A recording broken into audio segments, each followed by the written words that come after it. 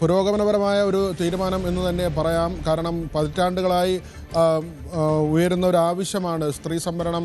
അത് 1/3 മാറണമെന്നത്. തദ്ദേശ സ്ഥാപനങ്ങളിൽ ഇതിനകം തന്നെ 50% സംവരണം എന്ന നിലയിലേക്ക് കാര്യങ്ങൾ എത്തിയിട്ടുണ്ട്. പക്ഷേ ഈ ലോക്സഭയിലും അല്ലെങ്കിൽ പാർലമെൻറ്റിലും നിയമസഭകളിലുമൊക്കെ തന്നെ ആ തരത്തിലുള്ള ഒരു സംവരണം 1/3 സംവരണം എന്ന നിലയിലേക്ക് ഇതുവരെ കാര്യങ്ങൾ എത്തിയിട്ടില്ല. അവിടെയാണ് കേന്ദ്ര സർക്കാരിൻ്റെ ഏറ്റവും സുപ്രധാനമായ ഒരു നീക്കമുണ്ടാകുന്നത്. ഇത് രാജ്യസഭയും ലോക്സഭയും പാസ്സാക്കേണ്ടതുണ്ട്.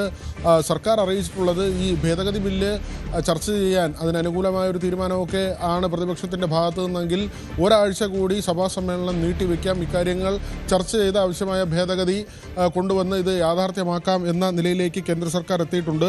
നിലവിൽ 543 സീറ്റുകളാണ് ഉള്ളത് പാർലമെൻറ്റിൽ. ഇത് 816, ലോക്സഭയിലുള്ളത് 816 ഉയരും. ഇതിൽ 273 സീറ്റുകൾ സ്ത്രീകൾക്കായി സംവരണം ചെയ്യപ്പെടും.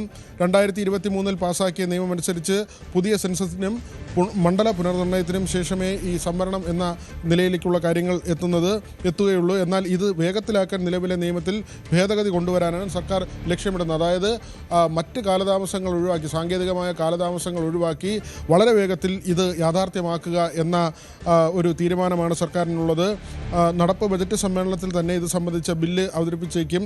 ഭരണഘടനാ ഭേദഗതി ആവശ്യമായതിനാൽ പാർലമെൻറ്റിലെ ഇരു സഭകളിലും 3/2 ഭൂരിപക്ഷം ഇതിന് ആവശ്യവുമാണ്.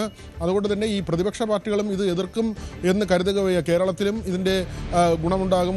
അല്ലെങ്കിൽ കാലങ്ങളായുള്ളതാണ്. പ്രത്യേകിച്ച് മലബാർ മേഖലയിലൊക്കെ ജനസംഖ്യാനുപാതികമായി ജില്ല വിഭജിക്കണമെന്ന ആവശ്യമൊക്കെ ഉണ്ട്. ഒരു പക്ഷേ അതിനപ്പുറത്തേക്ക് അത്തരം വിഭജനങ്ങളില്ലാതെ തന്നെ 30 സീറ്റ് എന്ന തരത്തിലേക്ക് പാർലമെൻറ്റ് തിരഞ്ഞെടുപ്പിൽ 30 സീറ്റ് എന്ന നിലയിലേക്ക് പോകും. അതുപോലെ തന്നെ അസംബ്ലി തിരഞ്ഞെടുപ്പിൽ 210 സീറ്റുകളായി, ഇപ്പോൾ 140 സീറ്റ് എന്നത് കേരളത്തിൽ 210 സീറ്റുകളായി ഉയരും. അപ്പോൾ 1/3 സംവരണം എന്നത് സ്ത്രീകൾക്ക് ഉറപ്പാക്കാൻ കഴിയും. ആ തരത്തിലാണ് ഇപ്പോൾ കാര്യങ്ങൾ നടക്കുന്നത്. പക്ഷേ മറ്റ് ചില വ്യാഖ്യാനങ്ങൾ കൂടിയുണ്ട്. കാരണം ഉത്തരേന്ത്യൻ സംസ്ഥാനങ്ങളിൽ UP പോലുള്ള സ്ഥലങ്ങളിലൊക്കെ ഗണ്യമായി സീറ്റുകൾ ഉയരുന്ന നിലയുണ്ടാകും.